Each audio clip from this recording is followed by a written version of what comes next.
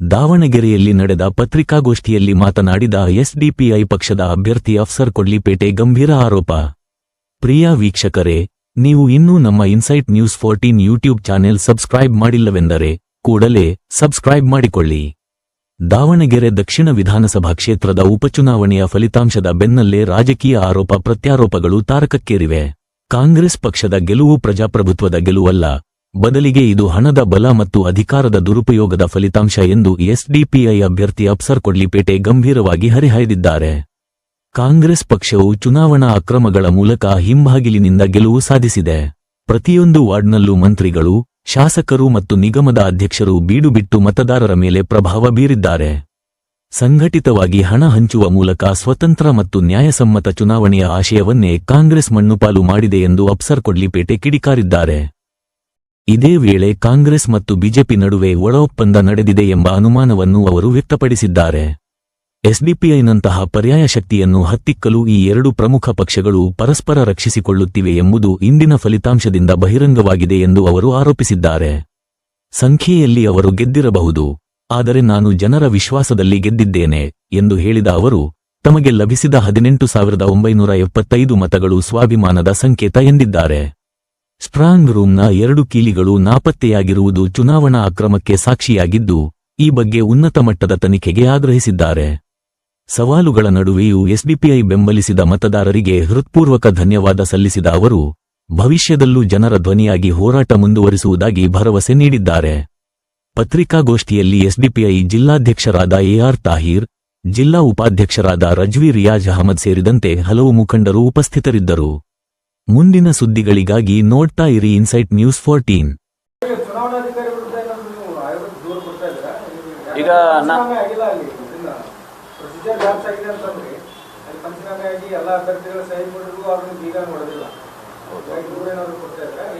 ಈಗ ನಾನು ನೋಡಿದ ಪ್ರಕಾರ ಆಮ್ ಆದ್ಮಿ ಪಕ್ಷದವರು ಆಲ್ರೆಡಿ ಅವತ್ತೇ ಮೇಲ್ ಮಾಡಿದ್ದಾರೆ ಅಂತ ಹೇಳಿದ್ರು. ದೂರು 1 ಕೊಟ್ಟರು ಸಾಕು, 100 ಕೊಟ್ಟರು ಅಷ್ಟೇ. ದೂರು ಕನ್ಸಿಡರ್ ಮಾಡಬೇಕು, ಅದು ಎಲೆಕ್ಷನ್ ಕಮಿಷನ್ನ ಜವಾಬ್ದಾರಿ. ಮತ್ತೆ ಬಿಜೆಪಿಯವರು ಕೂಡ ನಾವು ಲೀಗಲ್ಲೂ ಫೈಟ್ ಮಾಡ್ತೇವೆ, ಆರೋಗೂ ದೂರು ಕೊಡ್ತೇವೆ ಅಂತ ಹೇಳಿದ್ದಾರೆ. ಅವ್ರಿಬ್ರು ಮಾಡಿದ್ರೆ ಇನ್ನೊಂದು ದೂರು ಕೊಟ್ಟರು ಕೂಡ ಅಷ್ಟೇ, ಅದಕ್ಕೇನು ಇನ್ನೂ ಹೆಚ್ಚು ವೆಯ್ಟ್ ಏನು ಬರಲ್ಲ. ನೋಡ್ತೀವಿ, ಯಾರೂ ಮಾಡಲಿಲ್ಲ ಅಂದರೆ ಖಂಡಿತ ನಾನು ಮಾಡ್ತೇನೆ.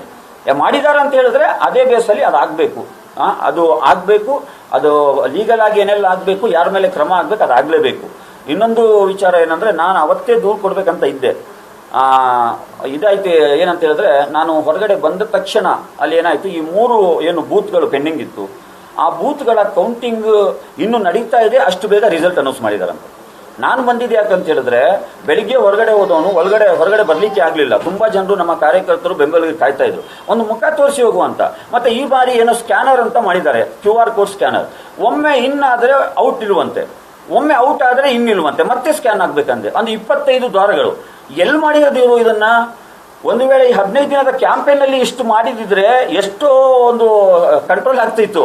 ಅಲ್ಲಿ ಒಳಗಡೆ ಏನು ಮಾಡ್ಲಿಕ್ಕಾಗುತ್ತೆ? ಅಲ್ಲಿ ಅಷ್ಟು ಏನು ಹೇಳ್ತಾರೆ, ಒಂದು ಸೆಕ್ಯೂರಿಟಿ, 3 ಲೇಯರ್ ಸೆಕ್ಯೂರಿಟಿ. ಒಳ್ಳೇದು, ಮಾಡಲಿ. ಎಲ್ಲಿ ಮಾಡಬೇಕಾಗಿತ್ತು, ಯಾವಾಗ ಮಾಡಬೇಕಾಗಿತ್ತು, ಅದನ್ನು ಮಾಡ್ದಲೆ ಎಲ್ಲ ಆದಮೇಲೆ ಇಷ್ಟೆಲ್ಲ ಮಾಡಿ 3 ಬೀಗ ಕಳ್ಕೊಂಡಿದ್ದಾರೆ. ಹಾಗಾಗಿ ಅದು ನನಗೆ ಸಾಧ್ಯ ಆಗಲಿಲ್ಲ. ಇಷ್ಟು ಮಾಡಿ 3 ಬೀಗ ಕಳ್ಕೊಂಡಿದ್ದಾರೆ ಅಂತ ಹೇಳಿದ್ರೆ, ಇದಿಲ್ಲ ಅಂದ್ರೆ ಇನ್ನು ಯಾವ್ದು ಬೀಗ ಸಿಗ್ತಾ ಇದ್ದಿರುವ ಅಂತ ನನಗೆ ಡೌಟ್ ಇದೆ. ಅದೇ ಡೌಟ್ ಇರೋದು, ಸಂಶಯ. ಅದೇ ಸಂಶಯ.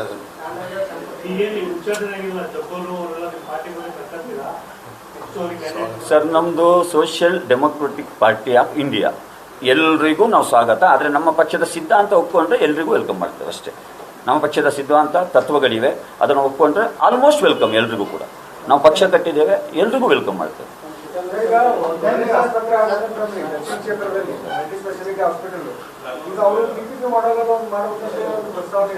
ಏನೇನು ಸರ್?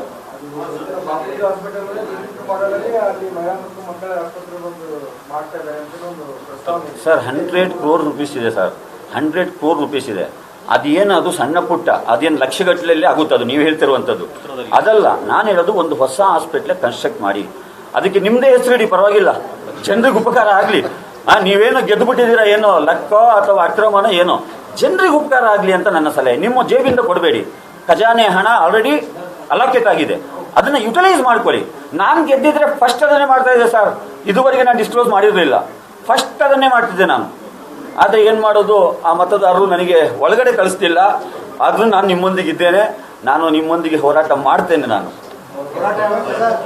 ಸರ್ ಹೋರಾಟ ನೋಡಿ ಸರ್, ಡೆಮೊಕ್ರೆಟಿಕ್ ವೇಯಲ್ಲಿ ಒಂದು ಪ್ರಜಾಸತ್ತಾತ್ಮಕವಾಗಿ ಬೀದಿ ಸಂಸತ್ತಿಗಿಂತ ದೊಡ್ಡ ಸಂಸತ್ ಯಾವುದೂ ಇಲ್ಲ. ಬೀದಿ ಸಂಸತ್ತಿಗೆ ದೊಡ್ಡ ಒಂದು ಮಹತ್ವ ಇದೆ. ಅದೊಂದು ಪ್ರತಿಭಟನಾತ್ಮಕವಾಗಿ ಹೊಂದಿದೆ.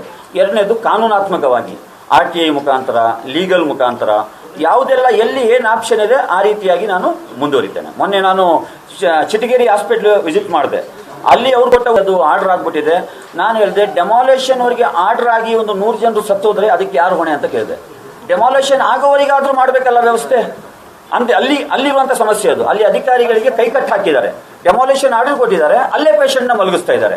ಇದು ಏನು, ಇದು ಕಾನೂನಾತ್ಮಕ ಹೋಗ್ಲಿಕ್ಕಲ್ಲ, ಒಂದು ಹ್ಯೂಮಾನಿಟಿ ಬೇಸಲ್ಲಿ ಮಾಡಬೇಕಾಗ್ತದೆ. ಅಧಿಕಾರಿಗಳು ತಿಳ್ಕೊಳ್ಬೇಕು ಅಲ್ವಾ. ಅಲ್ಲಿ ಕಾನೂನು ನೋಡಿದ್ರೆ ಇಲ್ಲಪ್ಪ ಆಲ್ರೆಡಿ ಮುಗಿಸ್ಬೋದ್ರೆ ಟ್ರೀಟ್ಮೆಂಟು ಸಿಗಲ್ಲ ಪಾಪ. ಅದೇ ಆ ಸಿಚುವೇಶನ್ ನೋಡಿಕೊಂಡು ಅಲ್ಲಿಯ ಸಮಸ್ಯೆಗೆ ಅನುಸಾರವಾಗಿ ಹೋರಾಟ ಮಾಡಬೇಕು. ಧನ್ಯವಾದ ಸರ್, ನಿಮ್ಮೆಲ್ಲರ ಸಹಕಾರ ಇರಲಿ ಸರ್. Thank you. ಮನೆ Millat colony sir, ring road. 100% sir. Thank you. ಬೇಡ ಸೊನ್ನೆ ಮದುವೆ ಇರಲಿ ಸರ್. ಅದು ಟ್ರೆಂಡಿಂಗ್ ಆಗಿದೆ, ಅದೀಗ ಇಂಟರ್ನ್ಯಾಷನಲ್ ಟ್ರೆಂಡಿಂಗ್ ಆಗಿದೆ. ಕೊಡ್ಲಿಪೇಟೆ ನಾನೊಂದು ಸ್ಟೇಟಸ್ ಹಾಕಿದೆ, ನನ್ನ ಜನ್ಮಭೂಮಿ ಕೊಡ್ಲಿಪೇಟೆ, ಕರ್ಮಭೂಮಿ ದಾವಣಗೆರೆ.